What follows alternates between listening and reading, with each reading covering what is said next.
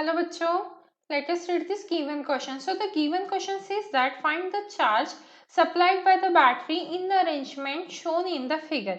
तो देखिए यहाँ पे हमें क्या निकालना है, यहाँ पे हमें चार्ज मतलब Q की वैल्यू पता करनी है, ठीक है। अब देखिए यहाँ पे अगर मैं इसे C1 और C2 कंसिडर करती हूँ, लेट सपोज ये हमारा C1 है और ये C2 है, तो यहाँ पे मेरी C1 की वैल्यू क्या हो जाती है, 5 माइक्रोफेरेड हो गई और हमारी C2 की वैल्यू क्या हो गई, यहाँ पे 6 माइक्रोफेरेड हो गई। अब इसी के साथ मुझे वोल्टेज भी दिया है, दैट इज 10 वोल्ट दिया है। अब मुझे क्या निकालना है, चार्ज निकालना है।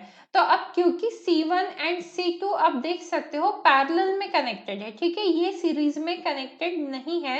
C1 and C2 are connected in parallel, तो यहाँ पे C1 and C2 are in parallel, ठीक है। तो ये ध्यान रखिए, सीरीज में नहीं है, पैरेलल में है, ठीक है। तो अगर मैं यहाँ पे C इक्विवेलेंट पता करना चाहूँ तो सिंपली C1 प्लस C2 से कर सकते हो।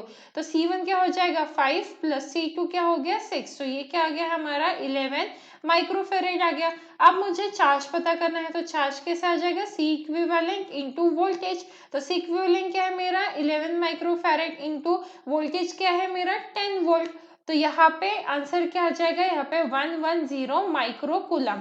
सो यही तो हमें पता करना था। So the final answer for this question, that is the charge supplied by the battery is equal to 110 micro coulomb. So I hope you understood it well. All the best.